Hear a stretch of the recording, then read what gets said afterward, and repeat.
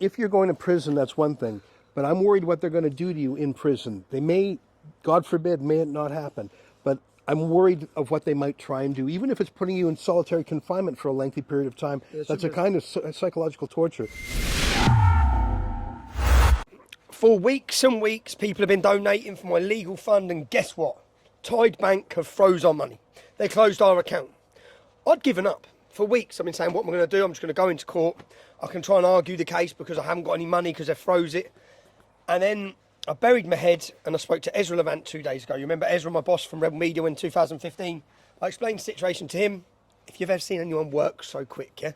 Within 48 hours, Ezra standing here. By the end of the conversation, I had an email like this, talking to my lawyers. I put a recommendation for a top KC. He stepped in. Ezra, you're here now.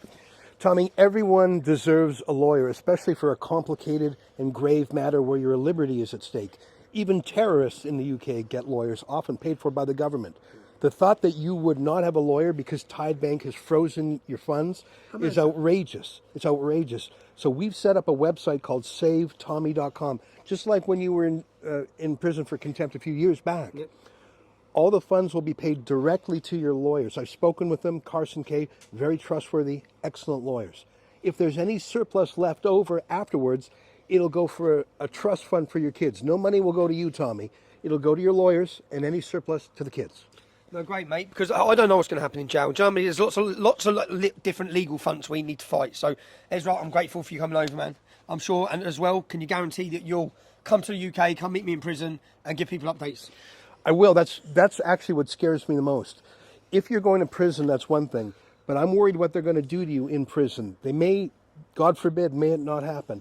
But I'm worried of what they might try and do, even if it's putting you in solitary confinement for a lengthy period of time. That's a kind of psychological torture. I promise I will visit you in prison as I did when you were in Belmarsh.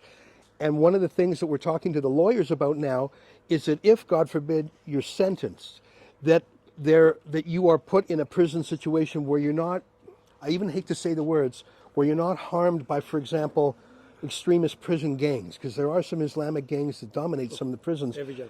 I'm worried about that. So we'll crowdfund your lawyers, Tommy, and we'll take care that if, God forbid, you're sentenced, that you're doing okay. I'll do my best and I'll visit you as I did before. The fight back literally starts in 6 hours, so I'm going to go smash a load more food on the way.